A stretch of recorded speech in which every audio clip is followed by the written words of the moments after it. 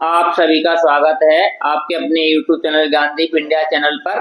और आज का टॉपिक है कक्षा 12 हिंदी काव्य खंड में पाठ 3 गीत, और उसके बाद कराएंगे श्रद्धा मनु, जो जयशंकर प्रसाद ने लिखा है।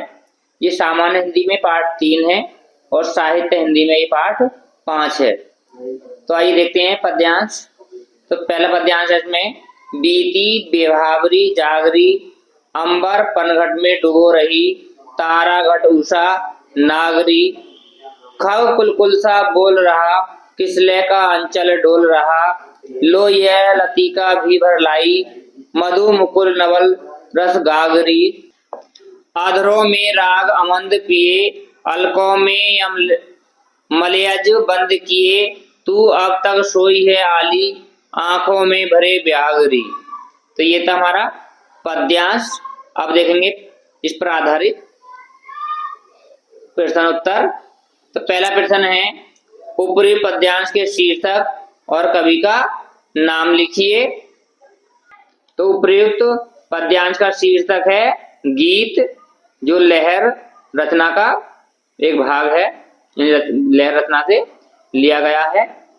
और कवि का नाम है जयशंकर प्रसाद। ठीक है, पद्यांश का शीर्षक है गीत, जो लहर से लिया गया है, और कवि का नाम है जयशंकर प्रसाद। दूसरा प्रश्न है, रेखांकित अंश की व्याख्या कीजिए। तो व्याख्या करेंगे इसकी। तो व्याख्या में लिखेंगे कि एक सखी दूसरी सखी से कहती है कि बीती बेहावरी जागरी, कि रात्रि बीत चुकी है। बेहावरी माने होता है रात्रि, यानी रात्रि बीत चुकी है, हे सखी अब उठ जाओ। अंबर पनघट में डुबो रही, ठीक है, अंबर रूपी पनघट में डुबो रही, तारा घट उषा नागरी, तारा रूपी घड़े को उषा रूपी स्त्री डुबो रही है। दोबारा देख लेंगे कि एक सखी दूसरी सखी से कहती है कि हे सखी रात्रि बीत चुकी है, अब तुम उठ जाओ या जाग जाओ, क्योंकि अंबर रूपी पनघट में तारा रूपी घड़े को उषा रूपी नारी डुबो रही है। अर्थात सुबह हो चुकी है। अब है प्रश्न नंबर 3, कि प्रस्तुत पंक्तियों में किस समय का सुंदर वर्णन किया गया है। तो प्रस्तुत पंक्तियों में प्रातः काल का सुंदर वर्णन किया गया है। अब प्रश्न नंबर 4, कौन आकाश रूपी पनघट पर तारा रूपी घड़े को डुबो रहा है। तो इसमें लिखेंगे कि उषा रूपी स्त्री आकाश रूपी पनघट पर तारा रूपी घड़े को डुबो रही है। अगला प्रश्न नंबर 5, खग कुलकुल सा बोल रहा पंक्ति में कौन सा अलंकार है। तो खग कुलकुल सा बोल रहा इस पंक्ति में अनुप्रास अलंकार है, क्योंकि इसमें कै वर्ण की आवृत्ति बार बार हो रही है, इसलिए इसमें अनुप्रास अलंकार है। अब देखेंगे जयशंकर प्रसाद का जो पाठ है श्रद्धा मनु, उस पर आधारित प्रश्न उत्तर। तो पहला पद्यांश है, कौन तुम संस्कृति जलनिधि तीर, तरंगों से फेंकी मणि एक, कर रहे निर्जन का चुपचाप प्रवाह की धारा से अभिषेक, मधुर विश्रांत और एकांत जगत का झुलसा हुआ रहस्य, एक करुणा में सुंदर मौन और चंचल मन का आलस्य। अब देखेंगे इसके प्रश्न। तो पहला प्रश्न है, उपयुक्त पद्यांश के शीर्षक और कवि का नाम लिखिए। तो उपयुक्त पद्यांश का शीर्षक है श्रद्धा मनु और कवि का नाम है जयशंकर प्रसाद। प्रश्न नंबर 2 है, रेखांकित अंश की व्याख्या कीजिए। तो व्याख्या में लिखेंगे कि कवि का कहना है कि इसमें श्रद्धा मनु से पूछ रही है, यह परिचय कर रही है कि कौन हो तुम संसरती जलनिधि तीर, इस भव सागर में तरंगों से फेंकी मणिये, जैसे लहरों के द्वारा कोई मणि फेंकी गई हो या लहरों द्वारा मणि आ गई है, इस तरह से जो आप हैं कौन है, आप कौन हैं, इस तरह लिखेंगे इसकी व्याख्या। अब देखेंगे प्रश्न नंबर 3 कि उक्त पंक्तियों में कौन किसका परिचय पूछ रहा है। तो उक्त पंक्तियों में श्रद्धा मनु का परिचय पूछ रही है। प्रश्न नंबर 4 कौन अपनी कांति से वीराने को शोभायमान कर रहा है। तो इसमें मनु अपनी कांति से वीराने को शोभायमान कर रहा है। प्रश्न नंबर 5 प्रभा की धारा से अभिषेक पंक्ति में कौन सा अलंकार है। तो प्रभा की धारा से अभिषेक पंक्ति में रूपक अलंकार है। अब देखेंगे पद्यांश नंबर 2। पद्यांश नंबर 2 है समर्पण लो सेवा का सार, सजल संस्कृति का यह पतवार, आज से यह जीवन उत्सर्ग, इसी पतल में विगत विकार। तो पहला प्रश्न है उपयुक्त पद्यांश के शीर्षक और कवि का नाम लिखिए। तो पद्यांश का शीर्षक श्रद्धा मनु और कवि का नाम जयशंकर प्रसाद। प्रश्न नंबर 2 रेखांकित अंश की व्याख्या कीजिए।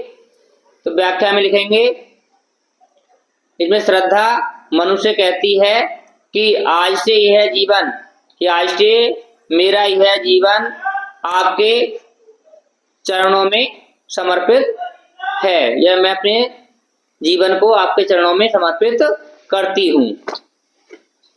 अब प्रश्न नंबर 3 श्रद्धा किसकी जीवन संगिनी बनकर सेवा करना चाहती है। तो श्रद्धा मनु की जीवन संगिनी बनकर सेवा करना चाहती है। प्रश्न नंबर 4 किसका समर्पण मनु की जीवन नौका के लिए पतवार के समान सिद्ध होगा। तो श्रद्धा का समर्पण मनु की जीवन नौका के लिए पतवार के समान सिद्ध होगा। प्रश्न नंबर 5 सजल संस्कृति का यह पतवार पंक्ति में कौन सा अलंकार है। तो सजल संस्कृति का यह पतवार इस पंक्ति में अनुप्रास अलंकार है, क्योंकि इसमें स वर्ण की आवृत्ति बार बार हुई है। अब देखेंगे पद्यांश नंबर 3। पद्यांश नंबर 3 है डरो मत अरे अमृत संतान, अग्रसर है मंगल में वृद्धि, पूर्ण आकर्षण जीवन केंद्र, खिंची आवेगी सकल समृद्धि। तो पहला प्रश्न है उपयुक्त पद्यांश के शीर्षक और कवि का नाम लिखिए। तो उपयुक्त पद्यांश का शीर्षक है श्रद्धा मनु और कवि का नाम है जयशंकर प्रसाद। प्रश्न नंबर 2 रेखांकित अंश की व्याख्या कीजिए। तो व्याख्या में लिखेंगे इसमें श्रद्धा मनु से कहती है कि डरो मत अरे अमृत संतान, कि आप तो ईश्वर की अमृत संतान हैं जो आप कभी नष्ट नहीं होने वाली। अग्रसर है मंगल में वृद्धि, और आगे आपकी मंगल में वृद्धि होगी। अब प्रश्न नंबर 3 मनु ने संसार और जीवन को क्या मान लिया था। तो मनु ने संसार और जीवन को तुच्छ मान लिया था। अब है प्रश्न नंबर 4 श्रद्धा मनु को किसकी संतान बताकर उत्साहित करती है। तो श्रद्धा मनु को ईश्वर की अमृत संतान बताकर उत्साहित करती है। प्रश्न नंबर 5 का वो सकल समृद्धि पास खिंची चली आएगी। तो इसमें लिखेंगे जब श्रद्धा और मनु दोनों मिलकर एक साथ कार्य करेंगे तब सकल समृद्धि पास खिंची चली आएगी। अब है पद्यांश नंबर 4 शक्ति के विद्युत कण जो व्यस्त विकल बिखरे हैं, हो निरुपाय समन में उसका करें समस्त विजयी मानवता हो जाए। अब है प्रश्न नंबर 1 उपयुक्त पद्यांश के शीर्षक और कवि का नाम लिखिए। तो पद्यांश का शीर्षक वही है श्रद्धा मनु और कवि का नाम जयशंकर प्रसाद। अब है रेखांकित अंश की व्याख्या कीजिए। तो व्याख्या में लिखेंगे कि इसमें श्रद्धा मनुष्य कहती है समन्वय उसका करें समस्त, कि इसका समन्वय सभी करते हैं तब क्या होगी, विजयी मानवता हो जाए, तब मानव की विजय हो जाएगी। अब लिखेंगे प्रश्न नंबर 3 है, इन पंक्तियों में श्रद्धा ने मनु को कौन सी बात बताई है। तो इन पंक्तियों में श्रद्धा ने मनु से कहा है कि आप शक्ति के विद्युत कण के समान हैं, जो एकत्रित करने पर मानवता की विजय हो जाएगी, अर्थात आपसे ही इस संसार की वृद्धि होगी। अब प्रश्न नंबर 4, समस्त सृष्टि की रचना किनसे हुई है। तो समस्त सृष्टि की रचना श्रद्धा और मनु से हुई है। अब है प्रश्न नंबर 5, श्रद्धा मनु को किस प्रकार मानव का साम्राज्य स्थापित करने के लिए प्रेरित करती है। तो इसमें लिखेंगे श्रद्धा मनु से कहती है कि आप शक्ति के विद्युत कण हैं जो बिखरे हुए हैं, आप एकत्रित करके या एक साथ रह करके इस मानव रूपी बेल को स्थापित कर सकते हैं या मानव रूपी बेल को फैला सकते हैं। तो इस तरह से है ये हमारे पद्यांश पर आधारित प्रश्न उत्तर। तो आज के वीडियो में बस इतना ही। आपको ये वीडियो कैसा लगा हमें कमेंट करके जरूर बताएं। अगर वीडियो अच्छा लगा हो तो वीडियो को लाइक करें और अपने दोस्तों के साथ शेयर करें। और फिर मिलते हैं अगले वीडियो में। तब तक सभी दोस्तों को नमस्कार।